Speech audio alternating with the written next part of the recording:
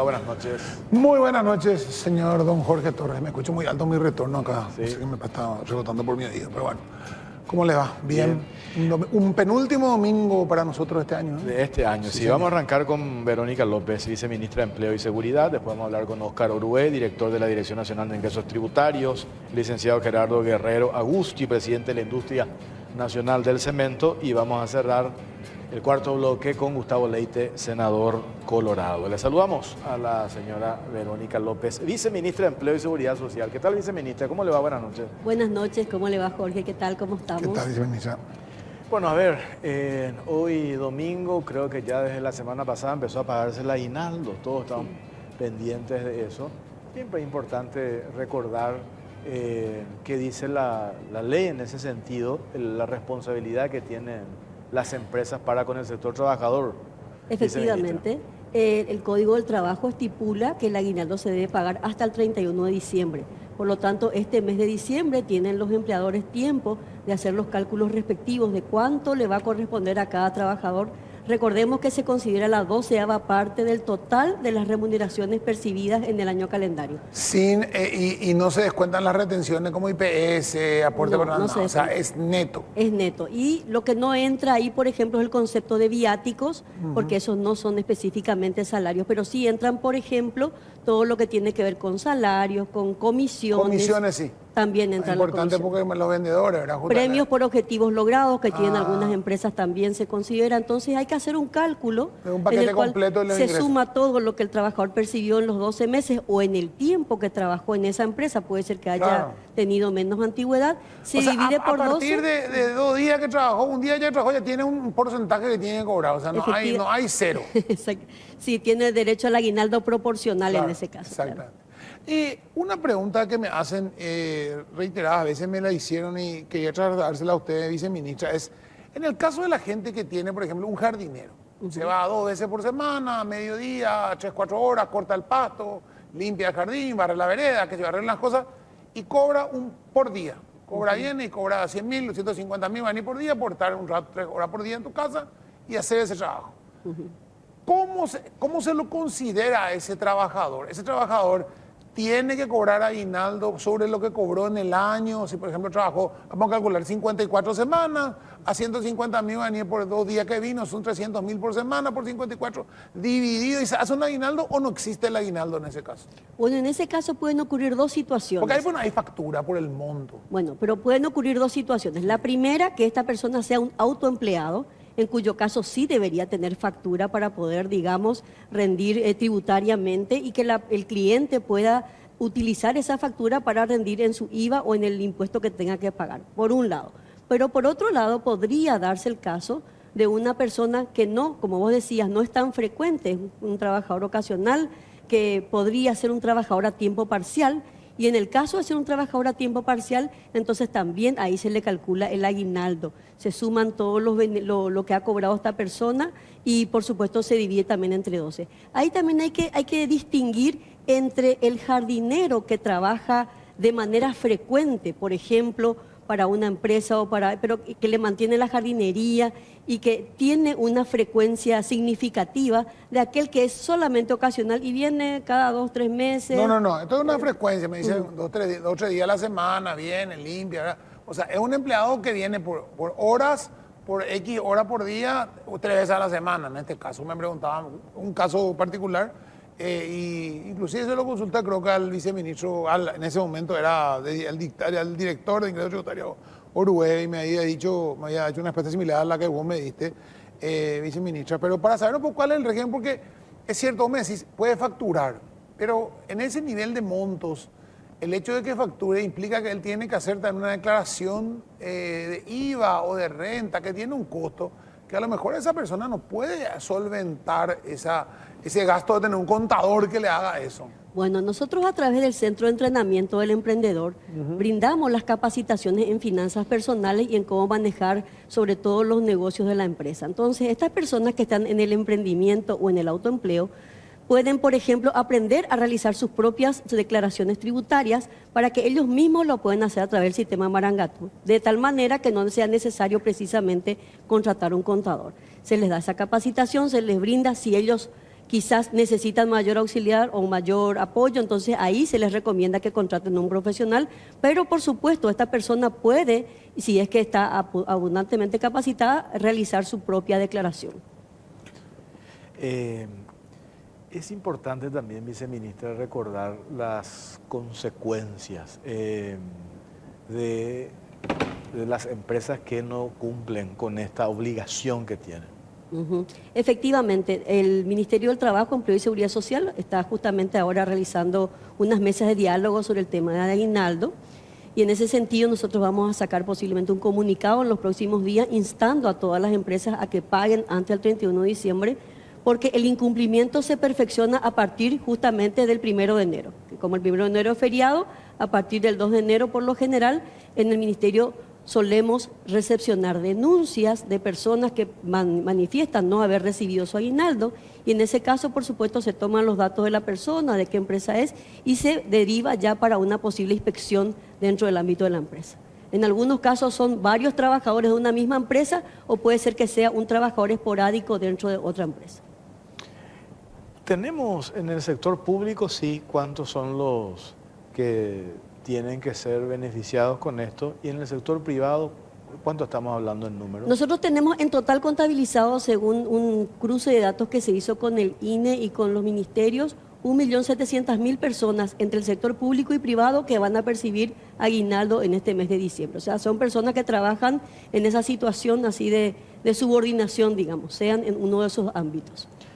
No hay discusión. Toda persona que está en una situación de dependencia tiene que percibir el aguinaldo. Efectivamente. Y ahí es importante también clarificar, porque eso también nos suelen consultar. Hay personas que la empresa le piden que emita factura y le dicen, no, vos facturás y no te corresponde el aguinaldo. Y ahí siempre hay que preguntarle al colaborador qué es lo que realmente hace y cuánto tiempo trabaja en la empresa. Si se va todos los días o si es un trabajo ocasional, como lo que decía el colega. Entonces, si es una persona que se va frecuentemente, que realiza la misma labor y que posiblemente incluso ese sea su único empleador, entonces sí estamos hablando de relación de dependencia, sea en forma frecuente, y entonces ese patrón tiene esa obligación legal. No es como un trabajo ocasional y no es como un profesional independiente que también tiene factura y que en ese caso obviamente él como genera sus propios ingresos y su cliente es su cliente, no es, digamos, su empleador. Mirando la experiencia del año pasado, hubo denuncias, muchas empresas incumplieron esta obligación, y haciendo comparación de años anteriores, ¿hay como que una mayor conciencia de lo que implica asumir esta responsabilidad? Efectivamente, este año en el mes de enero, sobre todo el Viceministerio de Empleo y de Trabajo, a cargo del viceministro Segovia, recibió una numerosa cantidad de denuncias por incumplimiento de aguinaldo, prácticamente triplicando la cantidad de denuncias que se hacían en años anteriores, con lo cual demuestra que la gente está tomando conciencia de la importancia del aguinaldo y reclama su derecho, porque finalmente es un derecho del trabajador. O sea, que ha aumentado el número de personas que denuncian el incumplimiento por parte del empleador. Efectivamente, y las personas están tomando esa conciencia, incluso suelen, digamos, irse entre 2 o 4 compañeros de trabajo juntos a hacer la denuncia de manera simultánea. ¿Cómo está el tema del blanqueo de las empleadas domésticas? ¿Mejoró? ¿Eso está aumentando? ¿Se está normalizando? Porque veo que sigue habiendo gente que sigue pagando menos del mínimo, que sigue sin blanquear en IPS, sin tener en blanco eso. ¿Está subiendo la cantidad de empleadas domésticas inscritas en IPS? ¿Se está normalizando eso o todavía sigue siendo un rara avis lo que cumplimos con esa? Digamos que la cantidad de servicio doméstico se mantiene como estable. Entonces es importante mencionar de que también ahí hay toda una campaña de formalización del sector doméstico, en la cual nosotros les instamos a las trabajadoras domésticas, sobre todo afectadas, a que reclamen el pago de su seguridad social. Porque finalmente hay que recordar que la seguridad social no solamente te brinda una cobertura, que es la jubilación, sino que la seguridad social, sobre todo la IPS, te brinda 5 riesgos cubiertos. El riesgo de maternidad, el riesgo de accidente profesional y no profesional, el riesgo de enfermedad, el riesgo, por supuesto, de vejez, que es la jubilación, y el riesgo de muerte. Entonces, En ese ámbito, cualquier persona que trabaje en relación de dependencia va a poder tener esta cobertura en caso de que, por ejemplo, se accidenten en la casa, que a veces ocurre porque el lugar de mayor accidentabilidad sigue siendo el hogar. Todas las familias en algún momento han sufrido o alguna descarga eléctrica o alguna plancha que se descompone o la ducha del baño o un resbalón en la casa, en el patio con el piso mojado. También ocurren en las viviendas particulares accidentes con, por ejemplo, artefactos de cocina, la licuadora, el microondas. O sea, realmente en las viviendas particulares tenemos tal cantidad de elementos que puedan significar un accidente. Cortando verduras, uno se puede cortar. Entonces, esto significa que esta persona que está en el servicio doméstico está expuesta a este tipo de contingencias y por supuesto que si tiene la cobertura de la seguridad social, se va a ver asistida en ese momento de necesidad. Lo importante de todo esto es que exista esa conciencia, ¿no? Hoy día, después de todo lo que ya hemos hablado, discutido, hoy estamos en puertas de un enorme desafío que tiene que ver con el tema de la generación de empleos. Recordemos que este gobierno está apostando sobre ese aspecto y ese punto de la generación de fuentes de trabajo. Yo creo que, a juzgar por los últimos números proporcionados por el Instituto Nacional de Estadísticas, yo creo que vamos en esa línea. ¿Cuál es el dato que ustedes manejan también al respecto, viceministra? Bueno, nosotros hemos tenido en el tema del empleo formal, acá justamente tengo la cifra, un incremento de 43.324 nuevos cotizantes en el IPS hasta el mes de octubre, de enero a octubre estamos hablando. Y acá estamos haciendo una campaña fuerte de concienciación para que los empleadores, por un lado, tengan ellos la responsabilidad de inscribirle a sus trabajadores y por otro lado que los trabajadores hagan el reclamo de tener, por supuesto, la seguridad social. Hicimos charlas durante todo este año 2024 en colegios secundarios, en universidades, también nos acercamos a los estudiantes del SNPP y también hicimos charlas con grupos de padres y asociaciones de jóvenes, de tal manera que las personas conozcan cuáles son los beneficios de la seguridad social. Porque lo que nos pasa con los jóvenes es que ellos no se visualizan como que van a utilizar la seguridad social, porque dicen, no, eso es muy lejano, eso es para mi jubilación y me falta mucho todavía. Y uno le dice, 20 años pasan volando, pero por supuesto que nosotros no nos creen. Entonces le hacemos comparaciones, le ponemos ejemplos concretos, le decimos, miren, no es solamente el tema de la jubilación. Si a ustedes les pasa algo y ustedes tienen un hijo pequeño y a ustedes no pueden trabajar, entonces a lo mejor esa pensión se les va a quedar a su hijo pequeño y su hijo va a estar asistido para no estar desamparado. Y esa persona, ese niño va a poder tener esa cobertura hasta que cumpla los 18 años. El tema es que, justamente, qué suerte que dijiste, hablaste de ese tema, hay una falta absoluta de conciencia en muchos, como vos decís, en el empleo joven, ¿verdad? Que dicen, ¿preferí que te pague con factura o que te pague con IPS? No, con factura nomás, porque es 3 millones más IVA, entonces yo pago ahí, entre 300 lo me va a dar. Y ese 300 no voy a pagarlo, voy a bicicletear, después se le junta el IVA. Pero resulta que a la hora de la verdad empezamos con que no tiene seguro médico. O tiene un seguro médico privado que es muy limitado, tiene una enfermedad complicada, no le cura a los padres, no le cura esto, como vos decís, tiene un hijo chico, no te cubre lo otro. Y comienza el problema y dicen, ¿por qué no tengo IPS? Porque se critica mucho el IPS, y cierto, tiene muchísimos defectos el IPS. Pero dentro de la cobertura no hay un seguro que tenga la cobertura del IPS ni acá ni en ningún lado. Entonces, hay que meterle en la cabeza de chico que del colegio, de la escuela, que el seguro social y el seguro médico, todo el completo, ¿verdad? No solamente la jubilación, que a lo mejor, como decís, es más lejano, sino el seguro médico mismo, con ejemplos, con testimonio de gente que ha tenido esos problemas, y que entiendan la importancia vital que tiene eso, ¿verdad? Efectivamente. Porque es un tema que no les entra, es cierto, no les entra, y a veces no les entra gente grande todavía. No, ¿para qué yo voy a aportarle a plata si después en IPS se roba todo? Después pasa lo que pasa, ojalá no pase, ¿verdad? ¿Y a quién recurrir? Y te va al IPS feo, despintado, no hay tal cosa, pero hay tal otra, o te cubre esto que no te cubre nadie. A la hora de la verdad, salva. Efectivamente, IPS tiene muchas virtudes, yo creo que tiene más virtudes que defectos. Por ejemplo, si ustedes alguna vez visitaron el Hospital Ingavi, El Hospital Ingavi es prácticamente como un sanatorio privado de toda la infraestructura que tiene todo un sistema de diagnósticos en el subsuelo que es muy amplio y que le da una atención privilegiada, por supuesto, como corresponde a un trabajador asegurado. Y ahí es importante lo que mencionaba y es importante clarificar, porque hay personas que creen que porque emiten factura ya no tienen que tener seguridad social, y no es así. Si el trabajador está en relación de dependencia, tiene que tener igual seguridad social. Una cosa no quita la otra.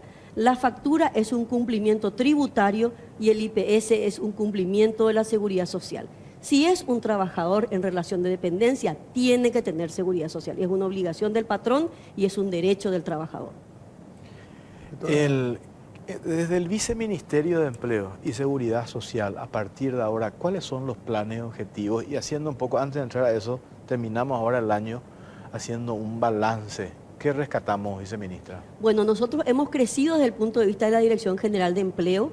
Cuando comenzamos el periodo teníamos 114 empresas registradas que daban empleos, o sea, personas que estaban registradas y que nosotros empezamos a cargar en la plataforma Emplea PI, que es la plataforma que utilizamos para intermediación laboral.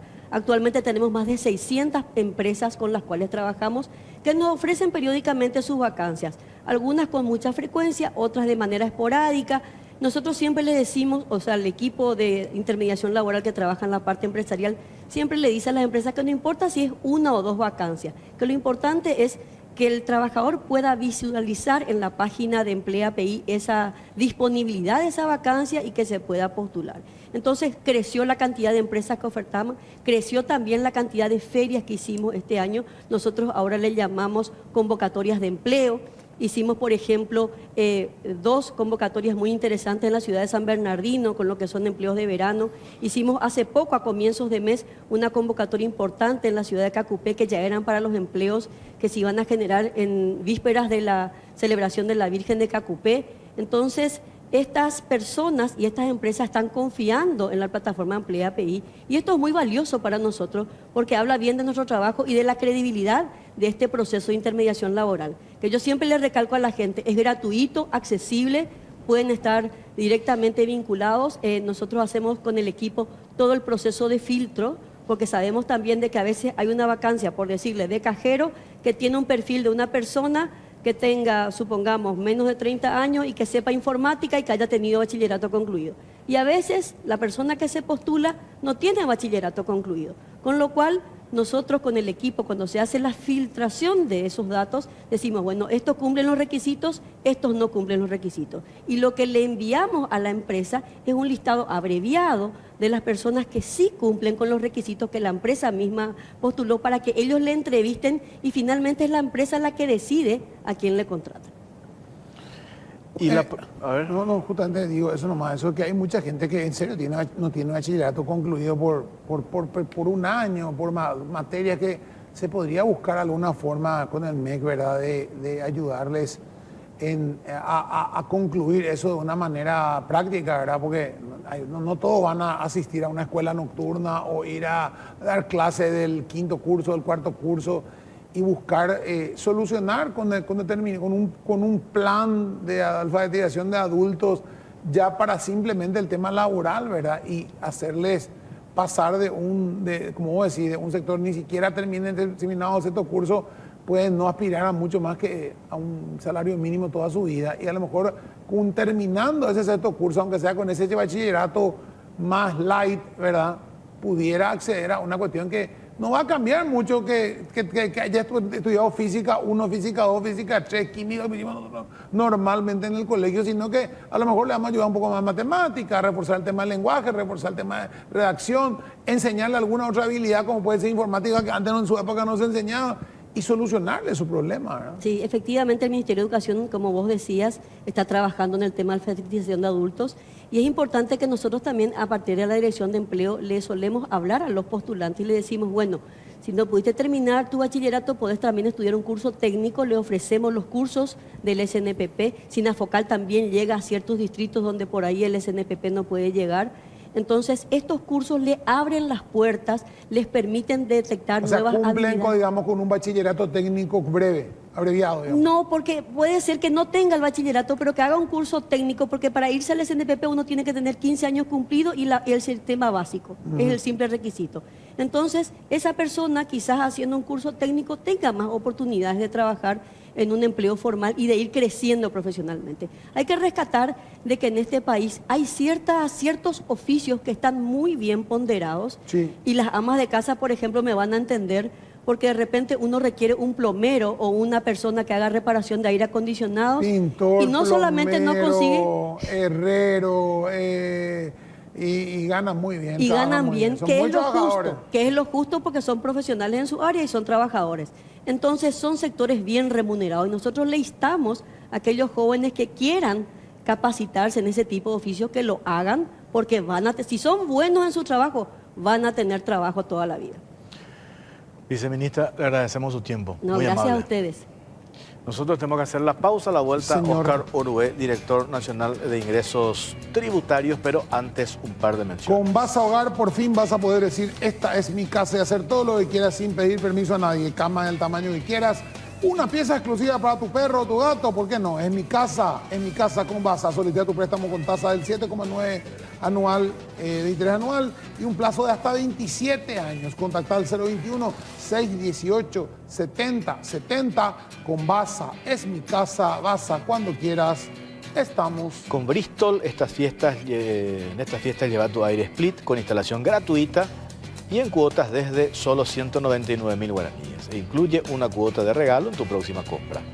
Paga recién el año que viene. Aprovecha y pedilo ya. Además, podés ser ganador de 100 millones en efectivo o una Volkswagen Amarok 0 kilómetros. Bristol, la mejor casa de electrodomésticos del país. También a toda la teleaudiencia, muchas gracias por la invitación nuevamente. Bueno, haciendo una evaluación, ¿cómo cerramos este 2024? Bastante bien, un año donde tuvimos muchos cambios, innovaciones en el área tecnológica, en el área de procedimientos, un combate muy fuerte al contrabando. Y bueno, los números demuestran de que lo que hicimos fue correcto. Estamos cerrando con 940 millones de dólares más hasta noviembre desde que creamos la DENIC. Eso significa en términos porcentuales más del 20%, 21% aproximadamente. Desde todo punto de vista, positivo. No sé si pensábamos, y creo que casi nadie podía imaginarse que esos números podían ser posibles. Y hoy estamos hablando de que, bueno, estamos cerrando y apuntamos a 1.000 millones en cerrar 2024 con un aumento de 1.000 millones desde que se creó la DENIT. Estamos hablando de 15, 16 meses. Una pregunta que quería hacerte, director, es, ¿el IVA cuánto genera al año de recaudación? Bueno, el IVA en términos porcentuales significa prácticamente la mitad de toda la recaudación, un 50%. Si bien tuvimos cambios, bajó un poco el porcentaje de total de la recaudación de lo que corresponde al IVA, porque logramos mayor pagos de impuestos directos, por ejemplo, la renta, el IDU, que es el impuesto a los dividendos y utilidades, tuvimos mayor aporte, ¿verdad? Entonces, de lo que era hace 15 años, el 80% de la recaudación era IVA, hoy significaría un 48% ¿Cuál más es o la menos. tendencia? ¿A la baja? Y sí, pero lo que pasa es que es muy fluctuante, cambia mucho porque depende también de los meses. Si miramos a nivel anual, es 50 y 50. O sea, 50% es impuesto directo, 50% impuesto indirecto. O sea, una cuestión mía nomás, siempre me parece el impuesto más injusto dentro de todos los impuestos, pues, porque es igual para todos, ¿verdad? Y la idea alguna vez buscar algún IVA diferenciado para determinar, de hecho hay IVA diferenciado para determinados productos básicos y Sí. para determinados productos, pero que sea un poco más distributivo dentro de lo que, en algunas cuestiones, ¿verdad? Para ayudar un poco más también a la gente de menores recursos. ¿Se puede pensar en un futuro en ir ajustando eso, de no perder el monto general, pero buscar lo que se componga de otra manera esa recaudación? Bueno, yo creo que nosotros tenemos ventaja bastante competitiva en comparación a los demás países. El único país aquí en América en general que tiene un impuesto más bajo en el IVA es Panamá. Después de nosotros. ¿Cuánto es Panamá? 7%. Ah. Pero ellos no tienen una tasa diferenciada en el ámbito de, ¿verdad? Sí, leche y creo que... Pero, por ejemplo, en el ámbito de renta, ellos tienen 35, 30%, ¿verdad? O 25 creo que es, ¿verdad? Entonces, lejos, nosotros en el ámbito de renta tenemos 10%. Y ahí tenemos que ser claros, ¿verdad? Yo creo que no sería correcto que aumentemos ni que cambiemos las reglas en el ámbito del IVA. Creo que estamos muy bien como estamos y hay seguridad de que vamos a mantener por lo menos la dinámica del sistema tributario hasta que termine el gobierno del presidente Peña. Así es que en ese sentido yo no creo que haya ningún cambio en términos. Lo que sí que probablemente se analice, pero que va a cambiar de nombre nada más, es el impuesto selectivo al consumo. Porque tenemos un compromiso de que lo mismo que se está cobrando ahora se siga cobrando, pero en vez de que se llame impuesto selectivo al consumo, sea un impuesto al tema medioambiental. Que a la postre es también la razón de los impuestos selectivos al consumo. Porque lo que grava el impuesto selectivo al consumo en todos los países es la externalidad negativa.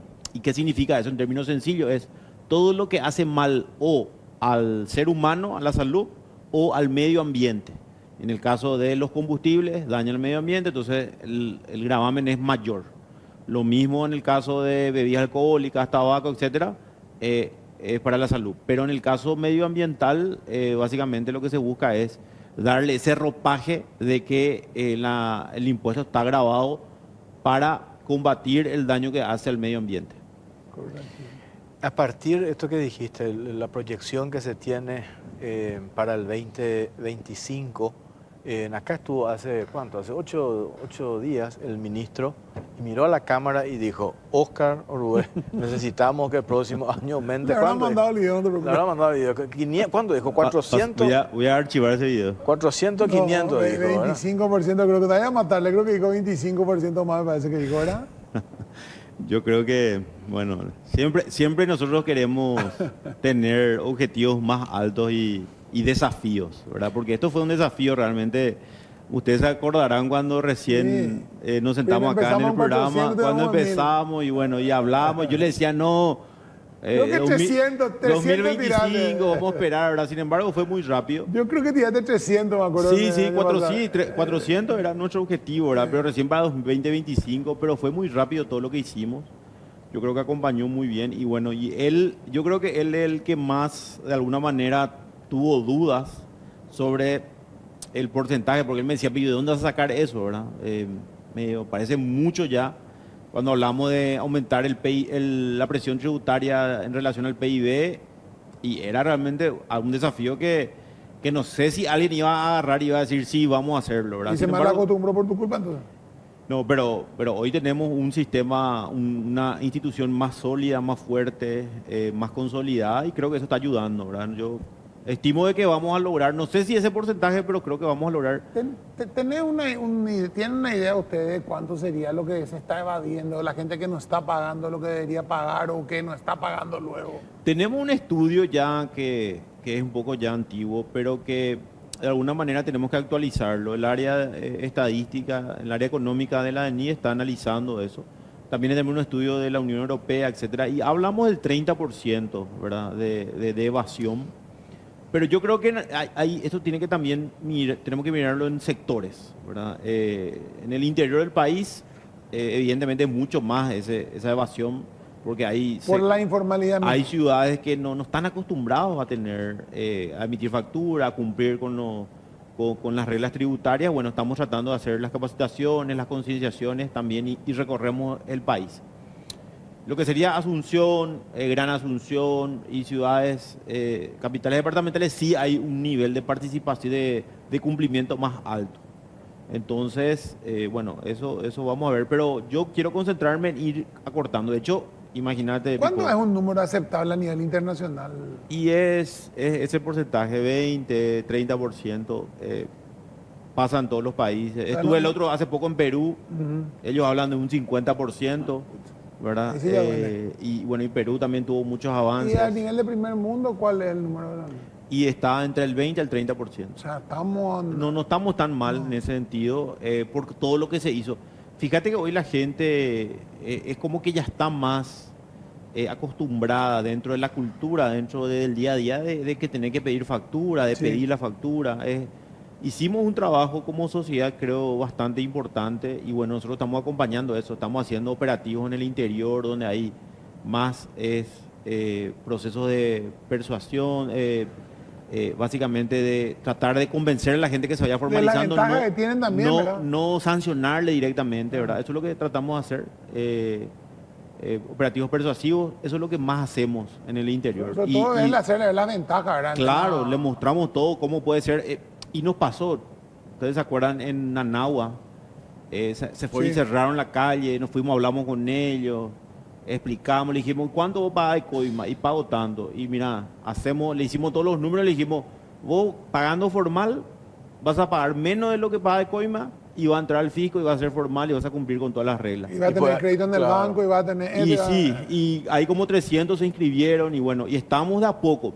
Vuelvo a decir, esto no es que de la noche a la mañana solucionamos el problema, estamos en un proceso y creo que ese proceso está bien encaminado, tenemos el apoyo de muchas instituciones y bueno, en el ámbito de la lucha contra el contrabando, justamente el viernes pasado, este viernes que pasó, fue el mensaje de la UIP y me pidieron que dé unas palabras y le estaba diciendo 26 millones o casi 27 millones de dólares de productos incautados en el combate al contrabando. O sea, no estamos hablando de algo que es un número bajito o que es solamente a los pequeños. Estamos hablando de innumerables operativos que estamos haciendo prácticamente todos los días donde estamos incautando gran parte de productos que siguen, a pesar, muchos dicen, no, lo que pasa es que Argentina estabilizó su economía, pero igual sigue el contrabando, ¿verdad? Igual sigue el contrabando. Es lo que nos pasó ahora que detectamos el caso de este senador argentino,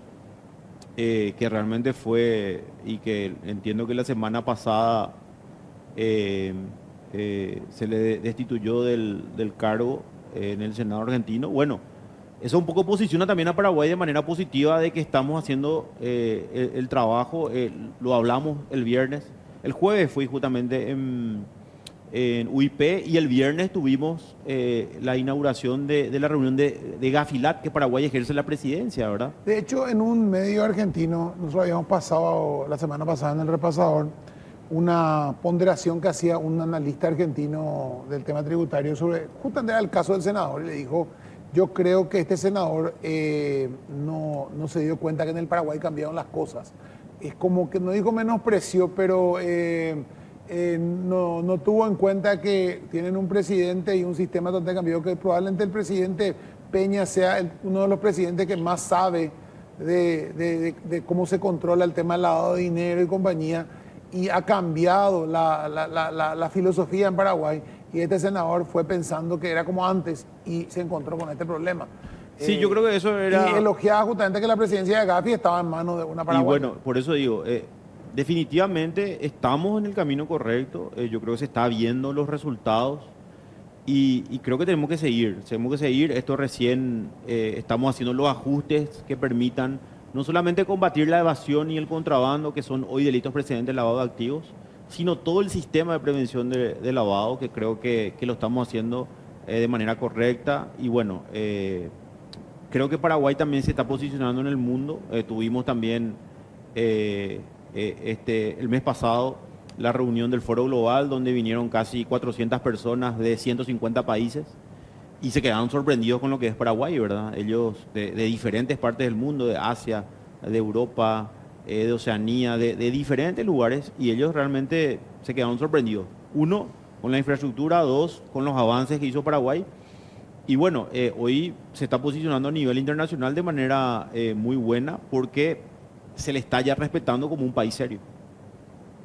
¿Cuáles son los temas o las tareas pendientes o los ajustes que consideras ahora en este año, el primer año de esta fusión, o año y 3 meses de esta fusión en la DENIT, que todavía se tienen que hacer para ir perfeccionando y mejorando los niveles de recaudación el próximo año, director? Bueno, yo creo que tenemos que ir apostando hacia lo que es la formalización, en primer lugar. Creo que tenemos que seguir insistiendo en las capacitaciones, tenemos que concentrarnos también en la educación tributaria desde pequeñitos.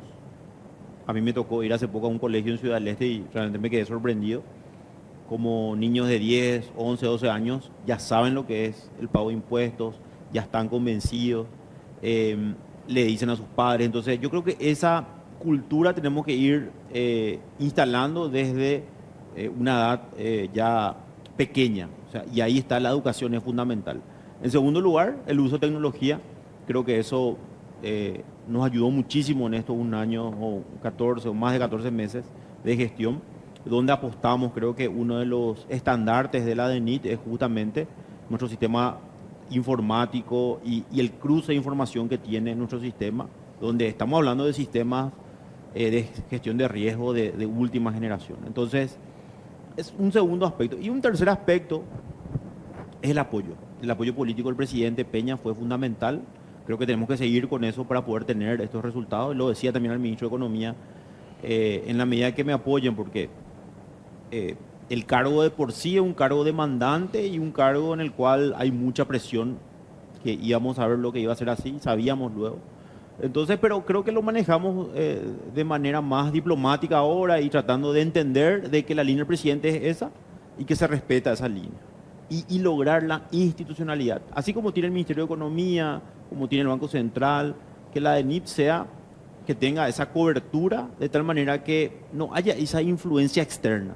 Cuando hablo de influencia externa estoy hablando del sector político, del sector empresarial, del sector de gremios que a veces quieren influir para beneficiar a ciertos sectores. Entonces, nosotros tenemos que cumplir la ley y hacerlo de la mejor forma y de tal manera a que podamos dar condiciones de que cualquier persona que se quiera dedicar a la actividad comercial, industrial o de servicios lo pueda hacer en las condiciones iguales para todos. Que no haya privilegio ni nada para... En la importación también lo mismo. Había sistemas, esquemas, que eso perjudica a la economía y que de alguna manera, nos decíamos con Jorge, ¿verdad? ¿Dónde estaba esa cantidad de dinero, esos 800, los 940 millones de dólares antes? Porque no cambiamos nada, ¿verdad? No aumentamos impuestos, Claro. no creamos nuevos No impuestos. bajó la importación. No bajó la importación, ¿verdad? Creo que con la misma cantidad hoy tenemos una recaudación mucho más alta. Lo que fue la reunión hace un par de semanas, este foro global de la OCDE que se hizo en nuestro país, que fue un evento recontra, hiper importante por la magnitud, por la representación. A mí me sigue sorprendiendo, y esto pasa en todas las áreas, cómo nos ven desde afuera. Y esa percepción la percepción que tienen y los parámetros para hacer esas observaciones no son parámetros subjetivos, ni sesgados ni políticos, sino son basados en resultados y en datos. Lo que rescatás de eso, no llegamos a hablar en detalles, pero vi algunos posteos tuyos en relación a lo que fue este evento internacional y que de vuelta cómo nos pone o le pone al Paraguay en una vidriera a nivel internacional, en un posicionamiento extremadamente privilegiado.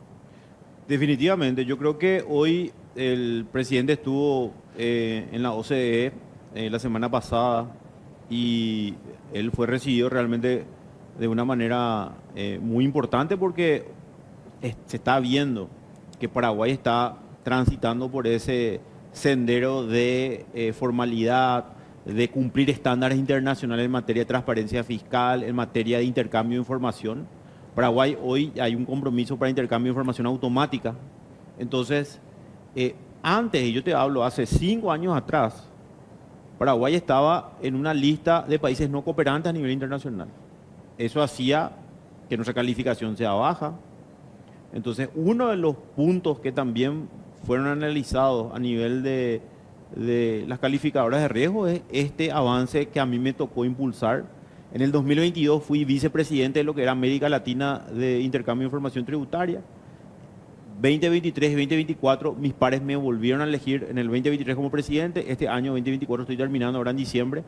la presidencia de la Iniciativa de América Latina para el Intercambio de Información y Transparencia Fiscal.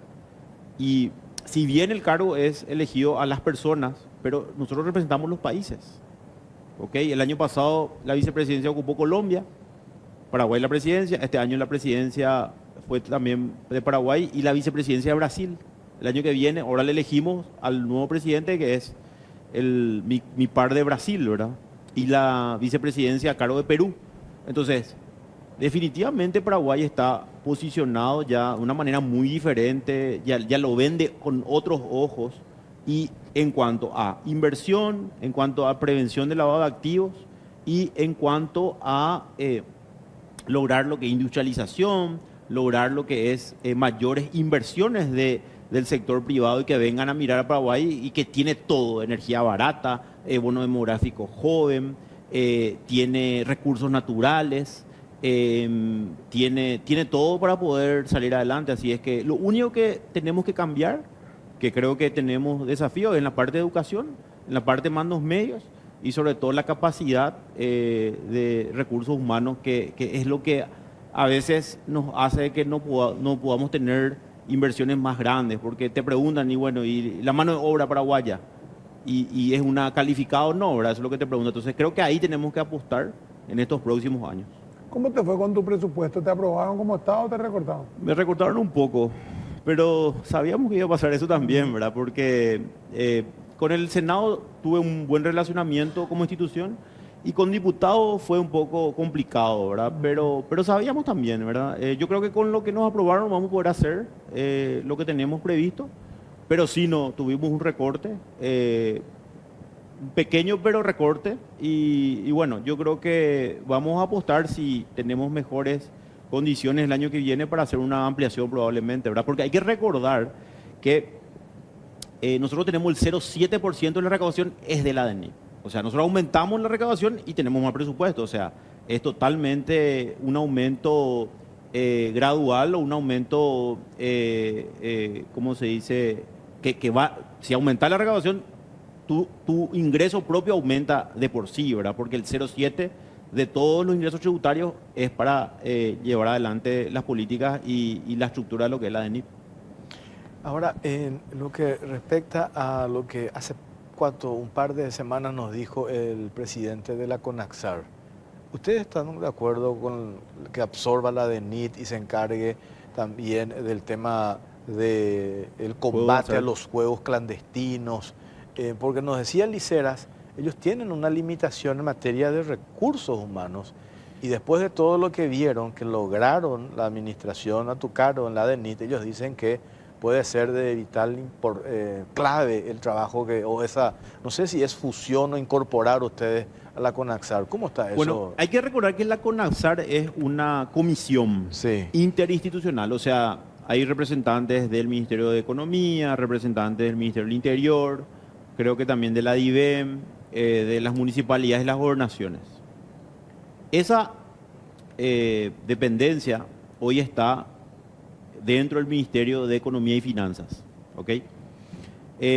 Lo que el presidente de la República nos habló, o me habló en este caso, fue que él veía como una debilidad institucional la CONAXAR. ¿Por qué? Porque no tenía la capacidad operativa de hacer los controles y de luchar contra los juegos de azar clandestinos, etcétera. Por ejemplo, él me decía, yo veo, cuando voy al interior, veo que al lado de una escuela hay un copetín o hay un almacén y hay estos tragamonedas. La ley prohíbe que esté al lado de una escuela eso, ¿verdad? Entonces él me decía, la única forma poder darle institucionalidad a la CONAXAR y que dependa de una institución fuerte como es la DENIT hoy, entonces eso fue una propuesta del Ejecutivo. El Ejecutivo, el Presidente de la República, piensa de que es un mecanismo para poder darle mayor fortaleza a los juegos, al otorgamiento de las licencias y las concesiones de juegos de azar, pero ligado también al control y la lucha contra la evasión en el caso de juegos de azar. Ahí estamos hablando de un montón de cosas también que podría... Ese va a ser nuestro... Jorge me preguntaba, bueno, ¿cuáles son los desafíos de 2025? Bueno, si se aprueba esa ley, que creo que ya tiene, creo que ahora hubo una modificación, vuelve a diputados. Sí.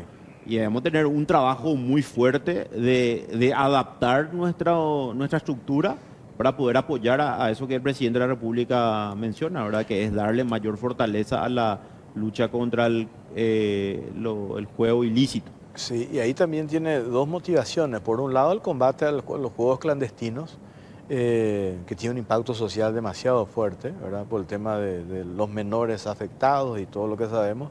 Pero por otro lado también se menciona la desmonopolización de dos juegos de azar, que son los dos más importantes en materia de recaudación. Al abrir eso y se hace un estudio, creo que hasta 3 pueden competir, Sí. significa que esa institución podemos triplicar el nivel de recaudación, ¿verdad? Yo creo que sí, yo creo que tenemos las condiciones tecnológicas, operativas, de recursos humanos para poder absorber esa dependencia y poder darle la fuerza que el presidente de la República quiere, ¿verdad?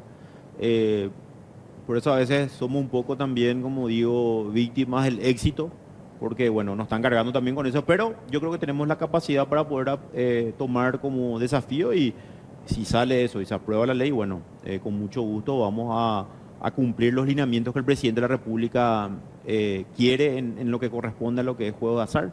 Porque como bien lo mencionabas, ¿verdad? Hay todo detrás el tema de solamente ciertas empresas y bueno, hay que ir viendo algo que sea equitativo y por sobre todo también que haya una libre competencia en ese sector, ¿verdad? No, absolutamente.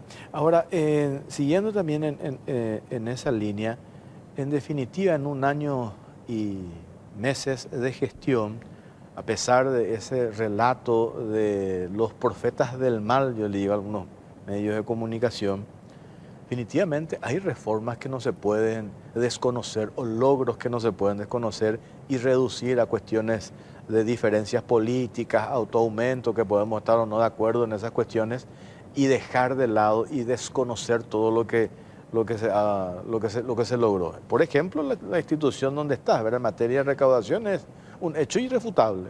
Sí, vos sabés que hace poco estaba me pidieron que hable en un conversatorio sobre todo lo que estábamos haciendo, ¿verdad? Y les decía, ¿verdad? Y una de las preguntas era justamente eso. Yo veo muchas veces en los medios, en general, mucha información donde le dan mayor protagonismo a la noticia negativa. Y la noticia negativa, en realidad, condiciona también al ser humano, ¿verdad? Porque no quiere invertir, nos dicen, no, estamos re mal. Entonces, pero hay cosas positivas que están haciendo, ¿verdad? Y juntos construimos el Paraguay. No es que lo hace un sector aparte y si realmente queremos algo positivo para el país, tenemos que trabajar todos juntos y tenemos que apoyar lo que se está haciendo bien y bueno, y criticar lo que se está haciendo mal y corregir eso, ¿verdad? O sea, no hay secretos. Esa diferencia o posicionar de que todo se está haciendo, que estamos mal y que todo se está haciendo mal,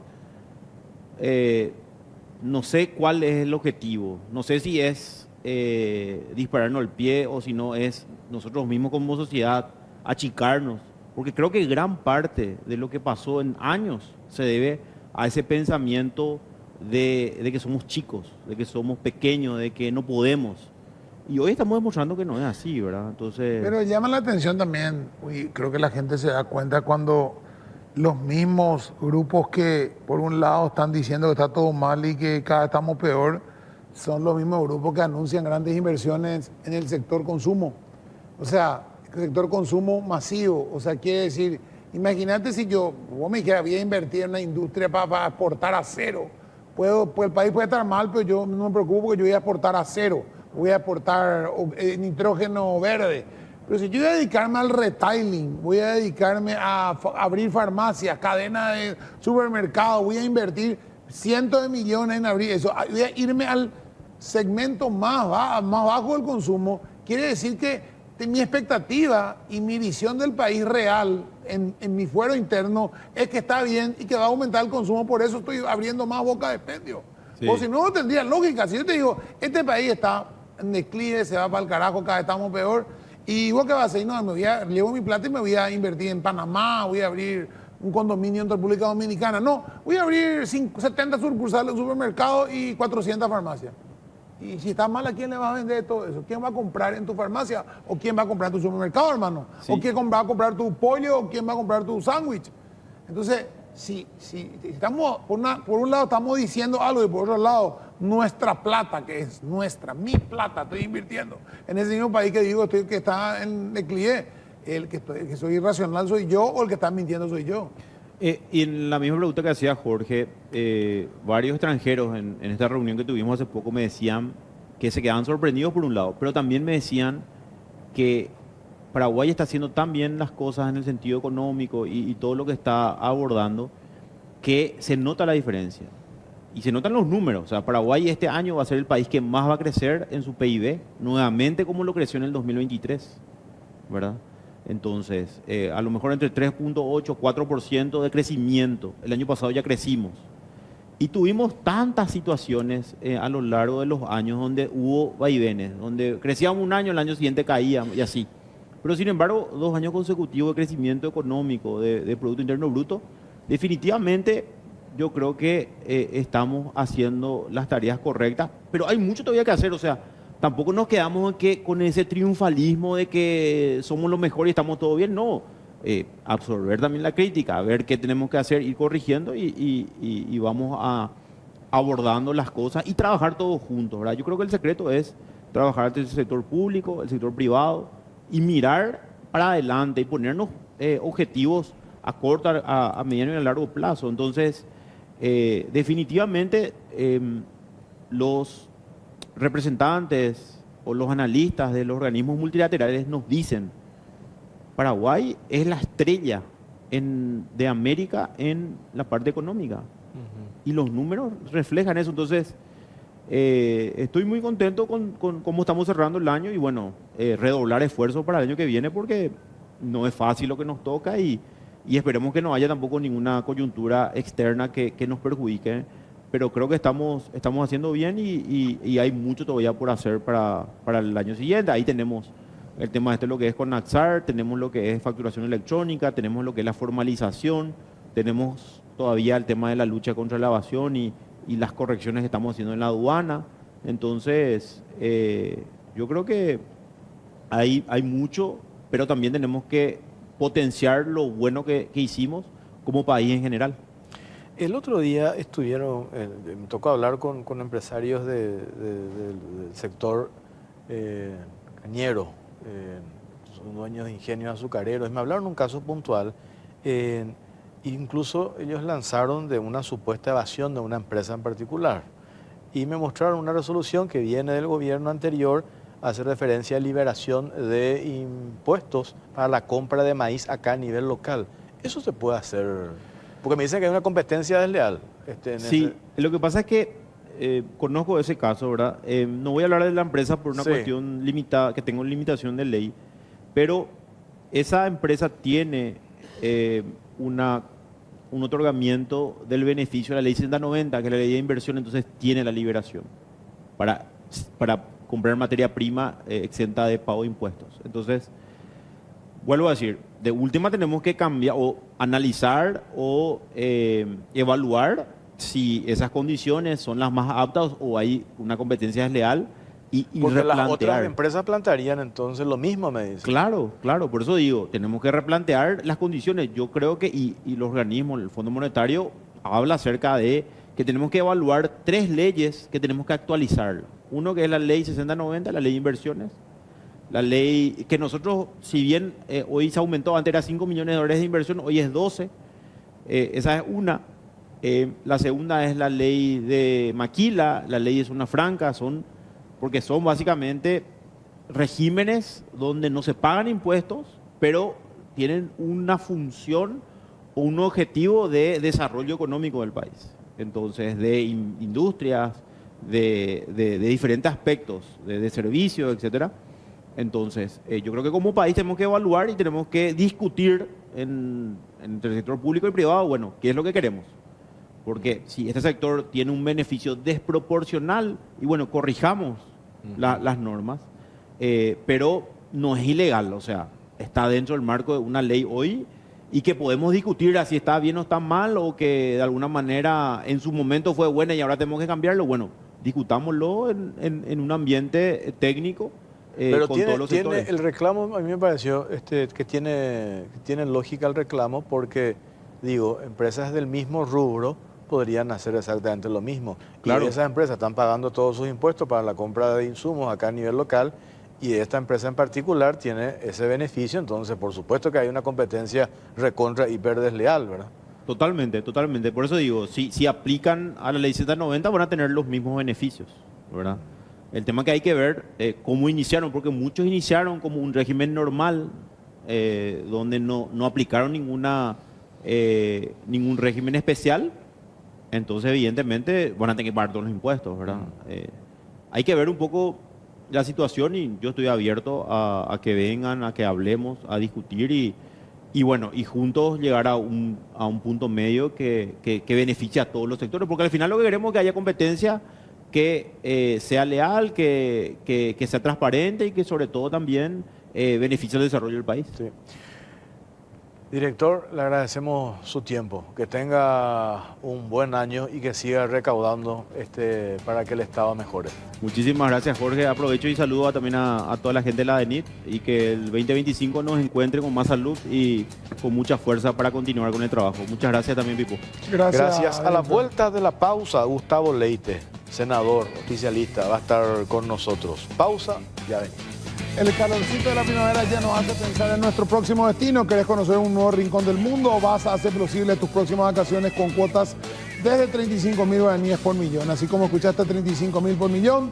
Solicita tu préstamo llamando al 021-618-7070 y date el gusto hoy.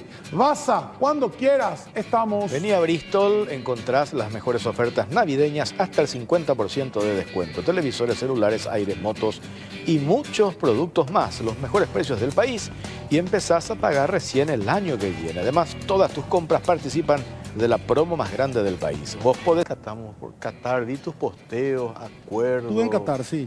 ¿Qué rescatamos de ese viaje? Me voy a Qatar porque el gobierno de Qatar invita todos los años a personas, a personalidades de mucho mayor fuste que yo, el ministro ruso de Relaciones Exteriores, el canciller de India, sobre el interés que tiene Qatar de ser un centro mundial de pensamiento también. Se llama Foro de Doha. Este año el tema fue innovación. Yo le contaba esta mañana a unos colegas a ustedes que me llamó la atención. El sábado a la tarde, a las 4 de la tarde, Sergei Lavrov, canciller de Rusia, decía: la situación en Siria está controlada. Domingo a las 8 de la mañana un avión ruso lo sacaba a Assad de Siria. O no sabe nada de lo que pasa o es un gran bola, ¿verdad? Pero le dio mucha tranquilidad a la gente que estaba en el foro. Yo aproveché para retomar contacto con personas con quienes me había reunido en la época que yo era ministro de Industria y Comercio y voy a trabajar también entre algunas cosas de mi agenda parlamentaria que tal vez puedas poner después con el beneplácito de ustedes y a la audiencia en cambiar el modo en que vemos la relación de Paraguay con los grandes jugadores. Por mucho tiempo fuimos: te quiero vender, vení para invertir, dame por una donación. Y yo me fui a decirle: nosotros queremos ser socios 50 y 50, desde la granja paraguaya hasta los supermercados en Asia. Vamos a hacerlo juntos. Interesante planteamiento. La persona con la que hablé es el ministro de Estado de Comercio Exterior de Qatar, quien casualmente en el año 2018 me fue derivado para que hable de parte del emir. Pues fui a hablarle al emir y me dice: habla con el doctor Al-Sayed.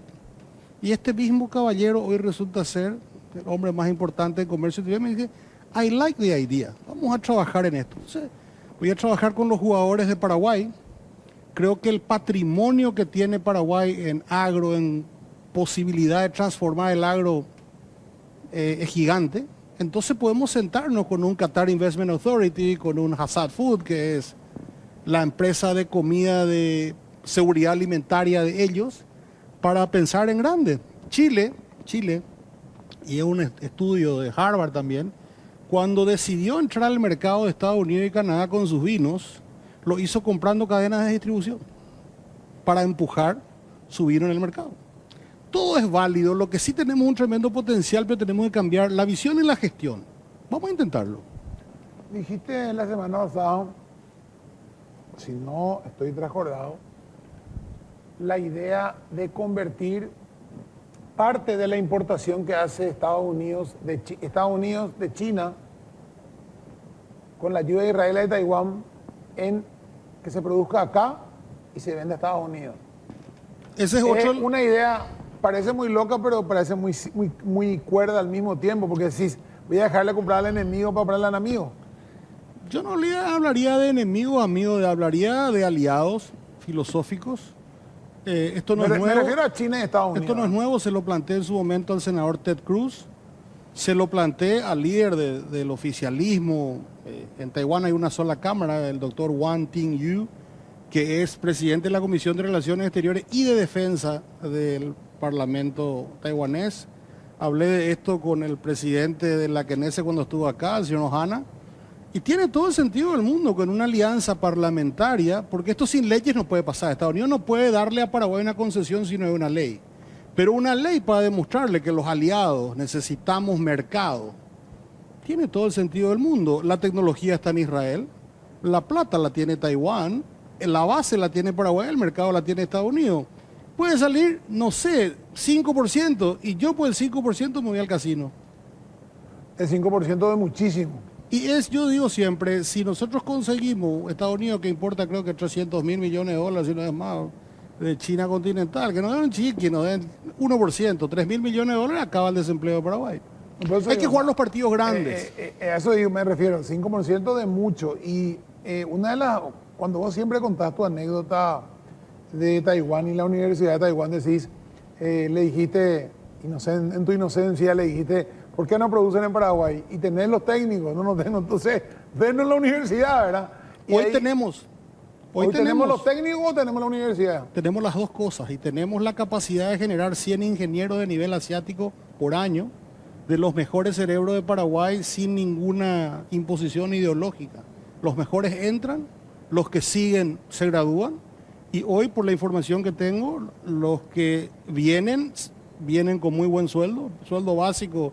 Un ingeniero de la UPTP está por arriba de los $1.000. Para un joven de 22, 23 años no es malo. Hay que pensar fuera de la caja, como dicen los gringos, out of the box. Y bueno, yo soy de esos que cree que hacer las cosas igual no nos va a llevar a nada, tenemos que intentar nuevas cosas. Dentro de mi agenda el año que viene voy a hacer una de mis prioridades que le devolvamos la plata que el Estado le debe al IPS. 600 millones de dólares es mucha plata. Para Paraguay a 30 años es nada, 20 millones por año es nada, podemos emitir unos bonos y traemos valor presente. No, ya, el IPS descuenta, los bancos paraguayos mismos pueden ganar plata y le dan... Es más, no necesita ni descontar, yo creo que puede invertir, mantener esos bonos, porque una inversión es bono puede soberano. ser, pero el IPS por lo que vimos ahora necesita urgentemente 2 o 3 hospitales de complejidad y demás, y necesita plata para los medicamentos, porque... si no, nunca vamos a llegar. El IPS ya cubre a casi el 30% de la población, porque tiene 800.000 cotizantes y 100.000 jubilados. Y cubre un ratio 1.7 de ellos. Quiere decir que está alrededor de 1.600.000 personas. 1.600.000 personas, un poquito más del 25% de Paraguay. Y cubre todo. Es algo que tenemos que pensar también para el futuro. ¿Qué seguro del mundo cubre todo por $25 al mes? Bueno, pues esa es la ley que tenemos, decía recién el director de DENIT. La ley hay que cumplirla. Y hoy la ley dice que el Estado le tiene que dar al IPS plata. Y no podemos nosotros seguir insistiendo en que el Ministerio de Trabajo le vaya a romper las bolas al formal y el Estado le deba al IPS. Claro. Entonces, esas cosas. Quiero trabajar fuertemente en sacarle al MADES de la espalda del productor, sacarle la fiscalía ambiental del chantaje al productor. Quiero trabajar en que las ONG salgan de la gobernanza del MADES, digo, y quiero trabajar en el resarcimiento a Salto del Guairá y Canindeyú, porque la pérdida de los saltos hace ya más de 30 años es algo resaltante y es algo que debe ser compensado. Yo hice campaña allí, me comprometí con la gente allí, trabajé con mis colegas para presentar ese proyecto de ley y vamos a hacer eso. Y también está dormido un proyecto que presentamos al inicio de la legislatura, que es la penalización de la enseñanza de la ideología de género en las escuelas y colegios. Y tengo entendido que hay una iniciativa popular que yo mismo firmé también que ya está cercana a las 40.000 firmas. O sea, cuando tengamos 49.200 firmas, también apretamos el gatillo. Tenemos mucho para hacer y tenemos que celebrar las transformaciones y reformas que se lograron, que por supuesto el ciudadano de pie dice, ¿y a mí qué me hace el RUN? ¿Y a mí qué me hace la Superintendencia de Pensiones? Y hoy no le hace nada, pero a Paraguay le da un esquema institucional que nos va a permitir crecer más. Hay que entender también, falta la reforma del transporte público. Es un desafío. Nosotros con el senador Barrios, que está tan famoso en estos días, sí, trabajamos con los transportistas en una idea y el Ejecutivo nos hizo saber que ellos tienen su proyecto y bueno, hablamos con el presidente Núñez y nos dijo, vamos a esperar que el Ejecutivo nos envíe, hacemos lo mejor de ambas cosas. Esa es una reforma que la ciudadanía se merece. Y después, por supuesto, trabajar en la apertura de mercados. Paraguay necesita mercado. La gente dice, ¿por qué no vienen las inversiones? Bueno, ¿y qué van a producir? ¿A quién le van a vender? Por eso que esto de Estados Unidos es plausible. Por esto que esto de la alianza con los países de Medio Oriente es plausible. Voy a hacer lo mismo con Emiratos de marzo. Nosotros tenemos que aliarnos con los dueños del mercado y con los que tienen la espalda financiera.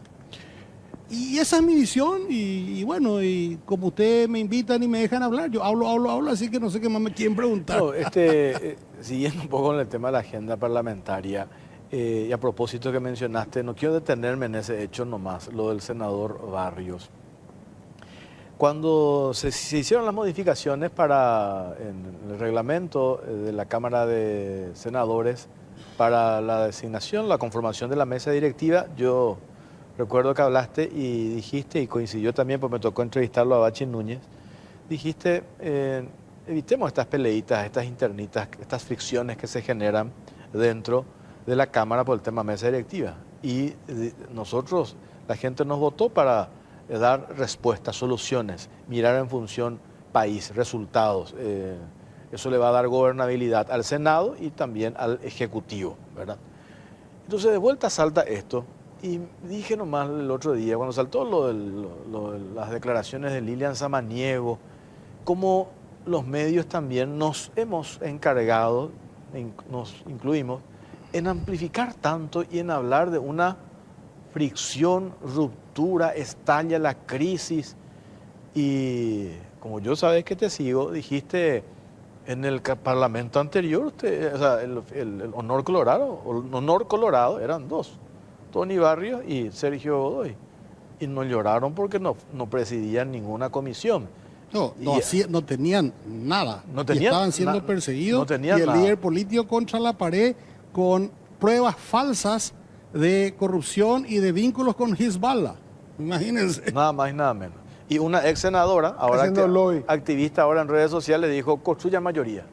No, y otra haciendo lobby en Estados Unidos. Claro, y ustedes construyen mayoría y yo digo, eso es la democracia.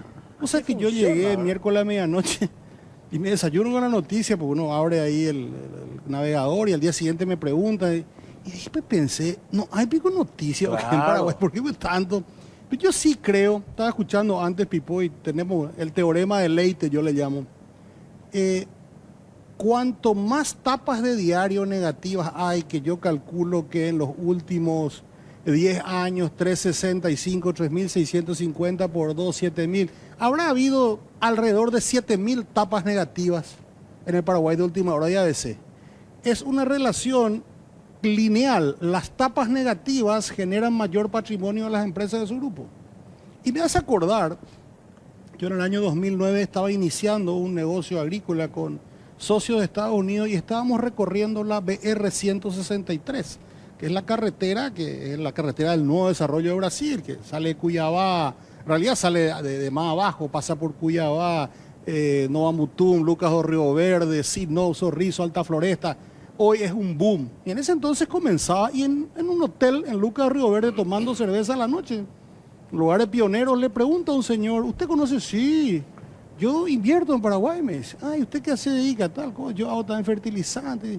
¿Y usted nos puede ayudar entonces a promover Paraguay? Shh, no, voy a comprar primero tierra.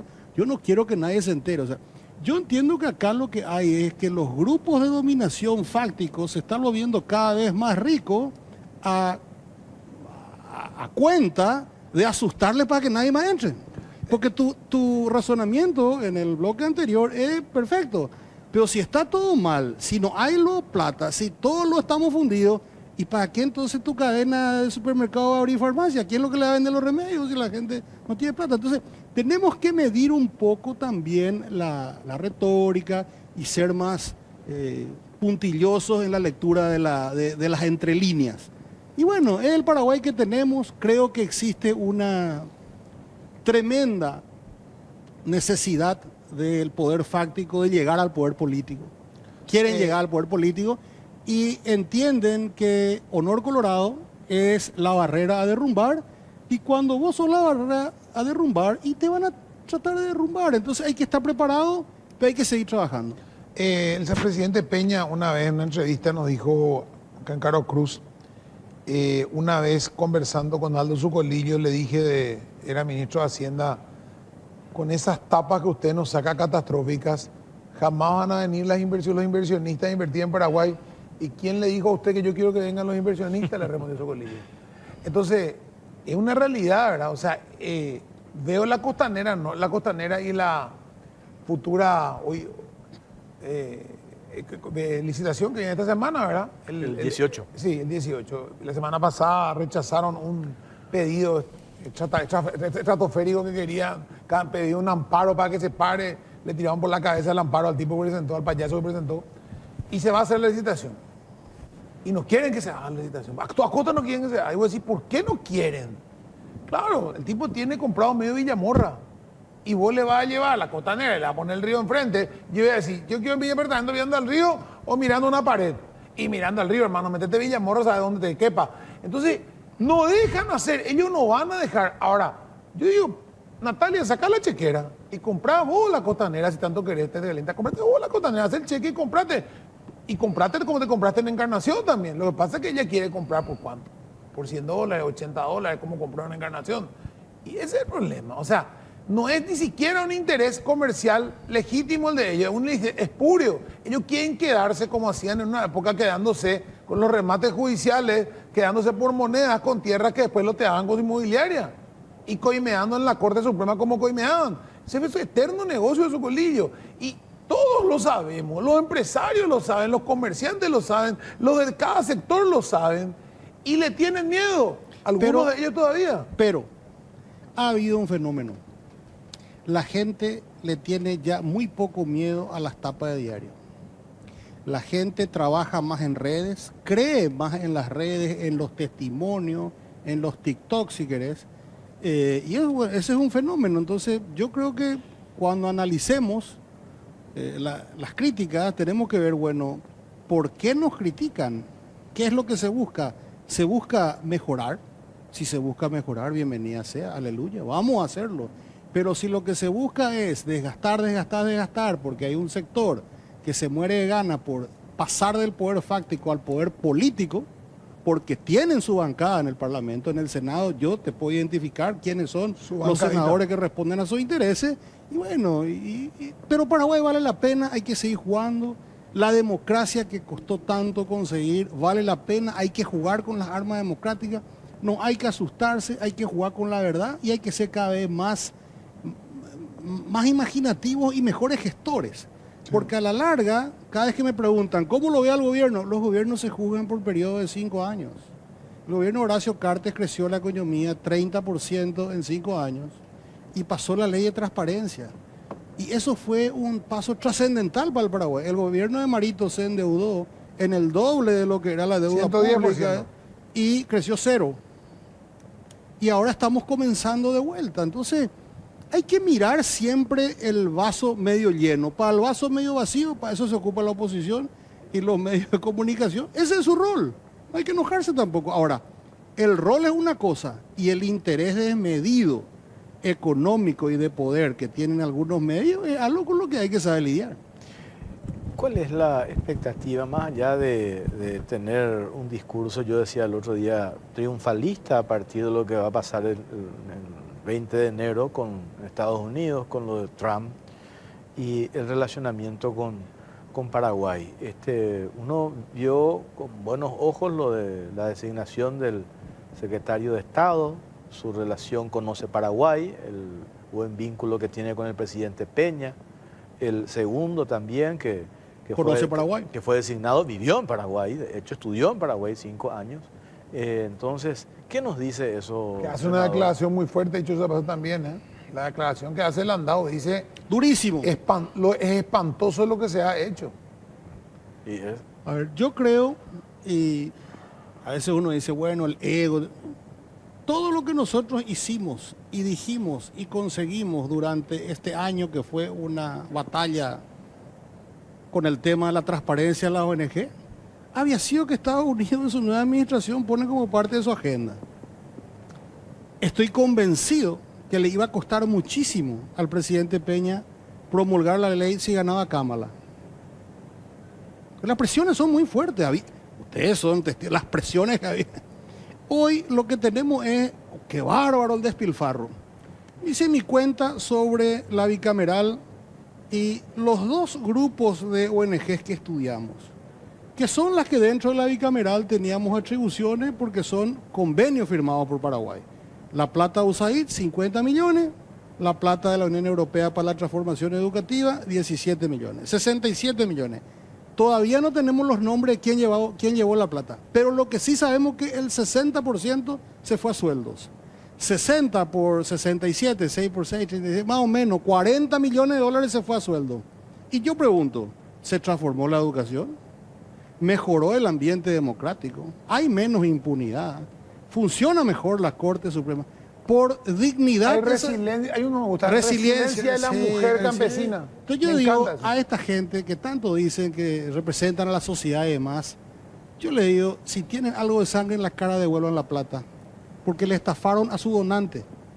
En el proceso nos estafaron a nosotros. Y yo siempre digo, la vez que pueda, y me voy a ir este año que viene al Parlamento Europeo a contarles lo que se hace en nombre de ellos, con la plata de ellos, porque la plata es de ellos, y voy a estar con algún senador de los Estados Unidos durante el primer semestre y le voy a decir, esto es lo que hace tu AID o hizo tu AID. Violó los 3 temas de la ley que da el marco.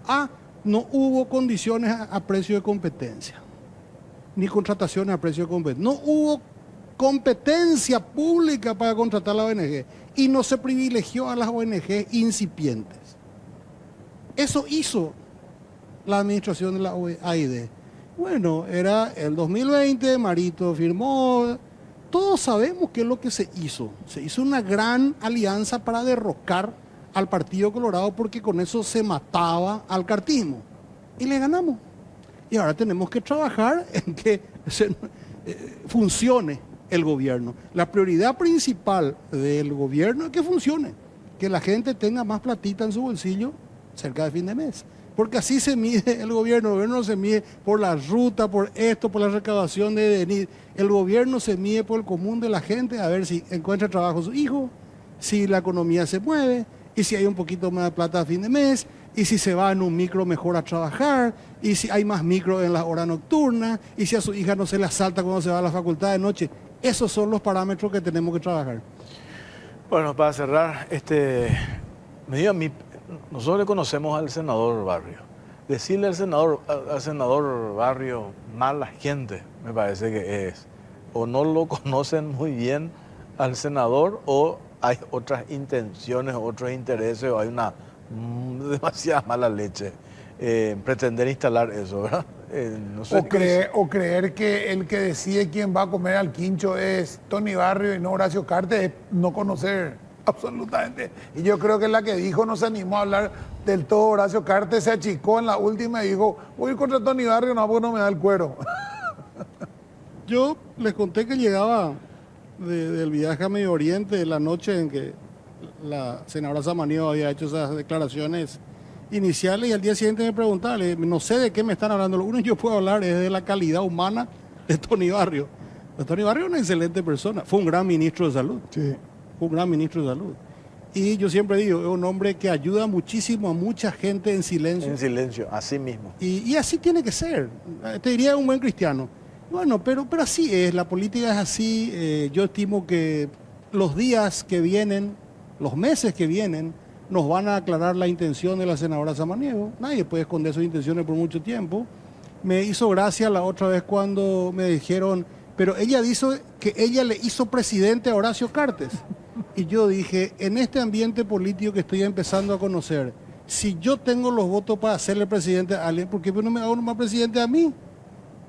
Cuénteme un político que tiene los votos para hacer presidente a alguien, le hace a ese y no se hace a él. Entonces son temas que ya, yo digo que rayan lo poco, no sé, lo poco movido que estaba el avispero, como darle tanta manija. Pero evidentemente la senadora Samaniego tiene un plan, tiene una estrategia y, bueno, lastimosamente un amigo como Tony ligó injustamente e inesperadamente. Hubo dos frases, ¿verdad? La semana el senador Galaverna dijo que el problema se reducía a unas iniciales. Yo pensé que iba a decir unas letras de un nombre y dijo IPS. Y después otra persona me hizo acordar de una frase del expresidente Duarte Fruto cuando dijo, ahí está Lilian Samaniego, gran amiga de los pobres y los medicamentos ajenos. La historia se cuenta solo. A Lilian Samaniego no hay que contar quién es. Todo el mundo la conoce, todos sabemos quién es y a qué se dedicó toda la vida. Sencillo. Hablemos de Tony Barrio, sí. Lo que lo conocemos a Tony Barrio, sabemos que es una excelente persona, un tipo muy solidario, un buen médico y un gran amigo de sus amigos, realmente, y un tipo que hace las cosas en silencio y sin aspavientos. Y la otra es una gorda delincuente. No puedo dejar pasar la oportunidad, ya que son tan amables de volver a invitarme, como varias veces, para decir dos cosas. La primera, mi tremenda insatisfacción y reclamo a la Fiscalía por su inacción en N casos de lavado de dinero que sabemos ahora por el tema de la CBI y sobre todo por este caso de Bataglia. Impresentable, insostenible. Yo no puedo jamás aceptar eso, como senador y como ciudadano, ¿verdad? Y la segunda es que la CBI, con todo lo que ligó de garrote esto, expuso la denuncia de la Conmebol de que Leos depositó $5.300.000 en efectivo en el Banco Atlas entre enero y mayo del 2013. Hasta ahora la Superintendencia de Banco no nos sabe decir si es así y el Banco Atlas no recuerda porque no tiene más sus papeles. Por otro lado, vino el Banco de Brasil a la CBI y dijo, sí, nosotros recibimos $27 millones de Leos. Solo que desde el 2002 al 2009 eso no era lavado.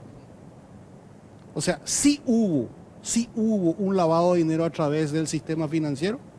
Sí la Fiscalía tiene la obligación de llevar a la justicia a esa gente.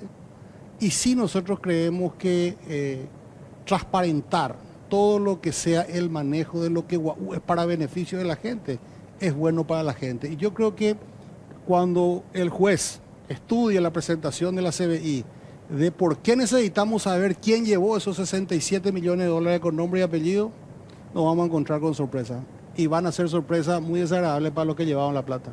No hay justificación para cómo despilfarraron esa plata en el nombre de la democracia, la eliminación de la corrupción, el mejoramiento de la educación, todo. La resiliencia de la mujer campesina. Para cerrar, senador, el 2024, ¿cuál fue el hecho más significativo en tu rol de parlamentario? El hecho más significativo en este 2024. Creo que fuimos muy prolíficos en pasar leyes que el Ejecutivo nos acercó. Creo que hemos cumplido. Me parece que ese es nuestro rol. A mí me gustaría un Congreso más poderoso. Me gustaría un Congreso donde nosotros también podamos aportar leyes y el Ejecutivo diga, bueno, miro mucho el Congreso de Estados Unidos, me gusta el poder que tiene el Congreso de Estados Unidos porque dentro de todo es el poder de la gente, que es el contrapeso al Ejecutivo. Tal vez dentro de ese proceso institucional tengamos que trabajar un poquito más en eso, pero me voy satisfecho porque no podemos, como vos decís, ¿cuántos penales chutaste? 17. ¿Y cuánto metiste? Los 17. No hubo ley que el Ejecutivo nos haya pasado, que no hayamos sancionado, y no hubo ley que haya sido mala. Entonces, estamos en un proceso de transformación. Por el lado del Ejecutivo, creo que este es un año en que empezaron a liberarse los recursos después de un reordenamiento de la debacle que dejó Marito, ¿verdad? Porque se tuvo que tomar un préstamo para pagar plata que el gobierno anterior había dejado de mono a las vialeras y a la farmacéutica. Entonces, me imagino que el 2025 espero, sea un año de mayor dinamismo económico y que la gente sienta que funciona su país. Porque si no, claro que va a ser desgastante desde el oficialismo. El Partido Colorado, como lo define un embajador extranjero que se está yendo, dice, es el partido más democrático que yo conozco, y Paraguay tiene democracia gracias al Partido Colorado, porque cada 5 años hay una ebullición, hay jóvenes que vienen de abajo, es un partido de 3 millones de afiliados casi, donde 1.600.000 participan, donde hay 300.000 cargos, pero los 1.600.000 que participan quieren ser parte de esos cargos, donde se pueden renovar no más de 10.000. Entonces es una dinámica interesante y espero que no se desate un internismo antes de tiempo. Si se desata, lo sabremos llegar, pero va a repercutir a la gente. Y si los que quieren hacer internismo y atacar y demás, y quieren jugar ese partido, están en su derecho de hacerlo, nosotros vamos a defendernos. Senador Gustavo Leite, gracias por su tiempo. Muy Gracias amable. a ustedes otra vez. Si no nos vemos, feliz Navidad, próspero 2025 para todos los amigos y amigas que siempre nos ven. Muchas gracias. Gracias. Senador. Pausa. Nosotros hacemos una pausa. A la vuelta va a estar con nosotros el licenciado Gerardo Guerrero, presidente de la Industria Nacional del Cemento. Pausa ya.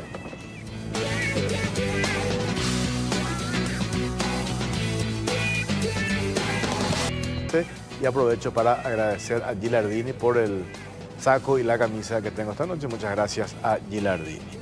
Y ya le saludamos a nuestro último invitado, el licenciado Gerardo Guerrero Agusti, presidente de la Industria Nacional del Cemento. ¿Qué tal, licenciado? ¿Cómo está, presidente?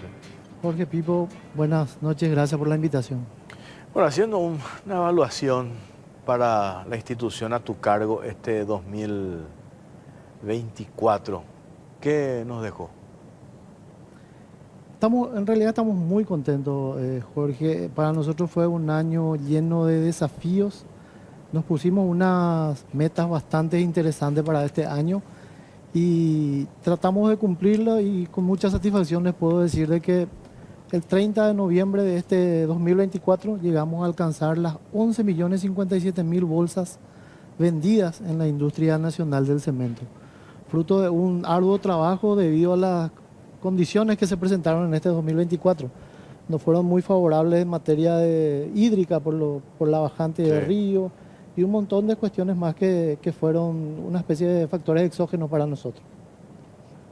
Y después otro aspecto que también estaba leyendo el otro día, ahorros que fueron logrando, pues me mostraron un cuadro que tenemos ahí, también si podemos compartir, Cote, lo que tiene que ver con la compra de una de las materias primas que utilizan ustedes, que es el coque. ¿Eso cómo se dio esa diferencia? ¿Cuánto? Estamos hablando de un ahorro 50% de prácticamente 50%, ¿verdad? 48% de ahorro entre el 2013 y 2023 y 2024. Nosotros cuando asumimos encontramos un producto, nosotros encontramos un producto bastante caro cuando asumimos. Empezamos un programa de desarrollo de proveedores junto con la gerencia de la UOC. Llegamos a bajar los primeros 32% el 13 de septiembre del 2023 a $345 la tonelada.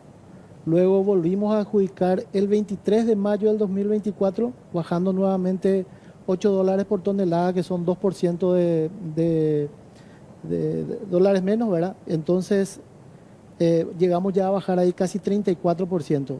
Y la última adjudicación del 6 de noviembre del 2024 a $275 la tonelada, que representó 18% menos que el precio anterior, ¿verdad? En total son 48% menos que cuando nosotros asumimos la administración hace un año. Esto implicó un trabajo muy fino en materia de desarrollo de proveedores. Abrimos bastante el pliego de base y condiciones, teniendo en cuenta la participación de otras empresas que podrían aportar, siendo oferentes del Estado, ¿verdad? Y pudiendo ofrecernos este insumo que es estratégico para la producción de clinker y cemento para INC. Son 14 millones de dólares de ahorro, 14 millones 100 mil, estoy leyendo acá, ¿verdad? 16 millones 500 contra 30 millones de dólares. Yo no creo que haya bajado el mercado tanto de coque, que haya habido una caída del mercado del 50%, no leí en ningún lado. evidentemente alguien estaba comprando muy caro por algún motivo en especial. Evidentemente estaba comprando muy caro y evidentemente esto iba totalmente en detrimento Claro. contra la finanza de INC, ¿verdad? ¿Cuánto de tu porcentaje de tu precio está compuesto por ese combustible? El combustible sólido es 50% del costo de una bolsa de cemento. O sea, Entonces, 25% directo menos sale tu bolsa de cemento y tu costo. exactamente. Eso también nos permitió a nosotros, Pipo, mantener constante el precio del cemento en el mercado. Hace rato no se escucha una variación muy brusca en el precio del cemento en el mercado, teniendo en cuenta de que hay una oferta importante en el mercado a un precio bastante accesible. Esa es la realidad. ¿Cómo está el tema que ya habíamos hablado en otras oportunidades cuando estuviste compartiendo acá con nosotros? Esa deuda generada en la administración anterior y cómo hoy está la deuda que tiene la industria nacional del cemento. Hay que tener en cuenta algo importantísimo ahí, Jorge. Una industria como INC, como una cementera, siempre va a tener una necesidad de apalancamiento financiero importante, ¿verdad? Entonces, lo que nosotros hicimos fue que deje de crecer el nivel de endeudamiento de INC. O sea, lo congelamos ahí en una meseta para seguir usando recursos externos con financiamiento bancario, ¿verdad?, para poder adquirir materias primas e insumos estratégicos para la producción. Eso no sucedía anteriormente. Empezó a subir el nivel de endeudamiento porque no se pagaban los insumos y materias primas y aparte existía el endeudamiento para poder comprar estos insumos que en realidad, como pueden ver en el caso del coque, ¿verdad?, tenían precios siderales, ni siquiera eran precios del mercado, y hoy día ese asinceramiento a nosotros nos permite tener un nivel de endeudamiento bastante estable. Bajar el nivel de endeudamiento para nosotros es una tarea a largo plazo, porque a partir de esta compra de los $275, por ejemplo, por tonelada, nos va a sobrar más recursos financieros para ir calzando más las deudas de data anterior. Entonces, ese tipo de trabajo hay que hacerlo a largo plazo únicamente. ¿Cómo está actualmente el mercado en sí? ¿Eso fue creciendo? La demanda, digo, en comparación al año pasado. ¿Cómo se cierra este 2024 en ese aspecto? El año pasado Paraguay consumía en un promedio de 110.000 bolsas por día. Hubo un pequeño incremento a partir de julio de este año. Según registros de INC, el mercado consume entre 125 y 126.000 bolsas de cemento de 50 kilos por día. Estamos hablando en el orden de los 29 a 30 millones de bolsas al año. Entonces, hubo un crecimiento en el sector de la construcción en el segundo semestre de este año, que a nosotros nos permitió tener un poco más también de holgura en el mercado para poder movernos. Y sumado a eso, un trabajo importantísimo que estuvo haciendo el Ministerio de Industria y Comercio, ¿verdad?, que es el control de la importación del cemento. Sí. ¿Por qué?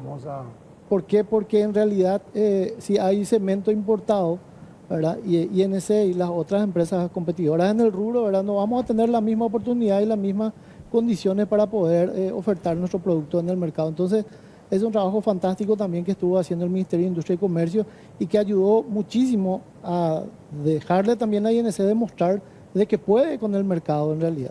Y eso significó también proteger las industrias nacionales, ¿verdad? Porque imagínate lo que implica la inversión que hace el sector privado y el sector público, INC, versus lo otro. O tener un tinglado grande, trae y mete ahí, tener un tipo que te cuida el tinglado, ¿verdad? O sea, claro, sin analizar incluso situaciones de economía de escala, Sí. Porque, ¿verdad?, estamos hablando de un gigante como Brasil que tiene precios bastante mucho más bajos que Paraguay en cuanto a producción. ¿Por qué? Porque el consumo de cemento es enorme en el Brasil comparado con Paraguay. Entonces, exactamente como vos decís, ¿verdad?, es poner un tinglado, importar el cemento y vender. Chao mano de obra. Claro. Claro. ¿Cuál es la proyección para el próximo año, la meta que ustedes quieren? ¿Seguir estos números, niveles de ahorro, aumentar el nivel de producción? ¿Cuáles son los propósitos? Nuestras proyecciones para el próximo año son parecidas a esta, pero con un pequeño incremento de 1 millón de bolsas más. Queremos apuntar a las 12 millones de bolsas, teniendo en cuenta este gran emprendimiento que está llevando adelante el Ministerio de Obras Públicas, que es el pavimento rígido, nos estamos preparando fuertemente para ese emprendimiento, ¿verdad? Tenemos las condiciones técnicas y tecnológicas para poder hacer frente a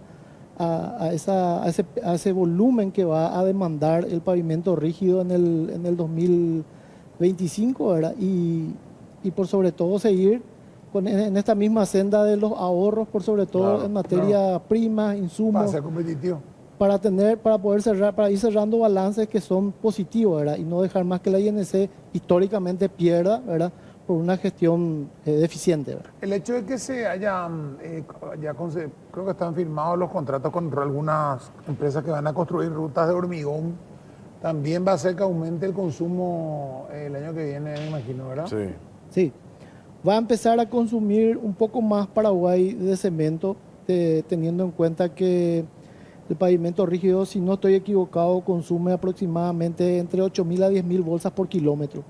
Entonces es un cálculo importante que hay que hacer en materia de abastecimiento y administración de recursos, ¿verdad? Hay que ir apuntando a eso. Nosotros estamos listos para eso con nuestras 2 estaciones de molienda en Villeta, ¿verdad? Y con nuestra estación de molienda en Vallemí también para hacer frente a eso. Creo que la de Pozo Colorado son 120 kilómetros, ¿verdad? Y ahí ya tenés casi 12, no, ¿cuánto me dijiste? 98 kilómetros de Pozo Colorado, Concepción. Más de 10 millones de bolsas son. Aproximadamente deberían ser 80.000 bolsas por semana consumiría, ¿verdad? Y digamos, hay todavía esa. Nosotros tenemos la capacidad. De hecho, yo creo que Paraguay hoy tiene una gran sobreoferta incluso de cemento y tenemos que aprovechar eso en materia de precio por sobre todas las cosas, ¿verdad? Esto va a hacer que el precio del cemento se mantenga por mucho tiempo en el mercado y podemos acceder a productos buenos, ¿verdad? De buena calidad. Claro, y yo repito, o sea, hay que tener en cuenta, cuando uno habla de asfalto, habla como dice Jorge, trae el asfalto de afuera y vende. Lo único máximo que hace es el manoseo, el manipuleo del asfalto y en el cemento, pero la bolsa directamente un depositero y un camión. Y acá estamos hablando de industria. ¿Cuántos empleados tiene usted y cuántos tienen las otras 12 cementeras en total? ¿Cuánta gente está trabajando alrededor de las tres industrias tenemos de cemento en este momento? 3 industrias, son mano de obra directa de esas industrias. Es material que se va a usar acá en Paraguay, no se necesita importar. Es la misma inversión que se tendría para poder hacer pavimento de asfáltico, ¿verdad? Es la misma inversión. Dura mucho más porque estamos hablando de una duración de entre 20 a 25 años trabajando bien ese proyecto, ¿verdad? Tiene muchas ventajas trabajar con el pavimento rígido. ¿Cuántos empleados tiene hoy la INC? INC tiene 972 empleados hoy en los 3 frentes de servicio, en Vallemí, Villeta y Oficina Central.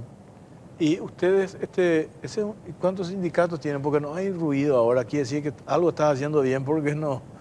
A menudo nosotros solemos recibir a algunos sindicalistas, pasa esto, pasa lo otro. En la INC ellos son muy celosos, defensores de los intereses de la institución, a ellos les conviene que vaya bien. Hoy tenés ¿cuántos sindicatos? 7, 8. Acá son 3, en Vallemí son 3 y creo que en Villeta son otros 2. Tratamos de mantener en regla todas las condiciones, todos los beneficios del convenio colectivo de condiciones de trabajo, que es lo que le interesa realmente al sindicato, ¿verdad? Yo creo que ese tipo de gestiones hace rato en INC hace falta porque hay que darle un poco también de calma a la gente que trabaja, ¿verdad?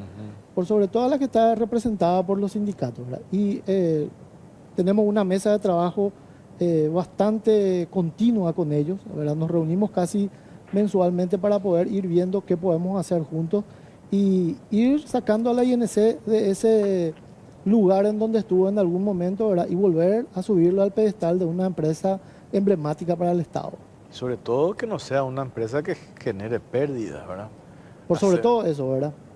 Por eso te preguntaba hace rato el tema de la deuda que tenían ustedes, ¿verdad? Teniendo en cuenta también un poco lo de la deuda, Jorge, hay que tener en cuenta que a noviembre del 2023 INC ya estaba perdiendo 72.000 millones de guaraníes. Hoy nuestro estado de resultado registra 7.600 millones de guaraníes de pérdida, o sea, 1.5% del total de nuestros ingresos.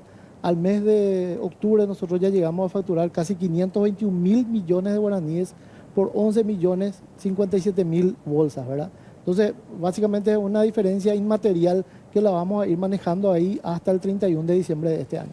Perfecto. Presidente, gracias por tu tiempo, muy amable. A ustedes muy amable. Nosotros hacemos la última pausa, venimos para cerrar el programa.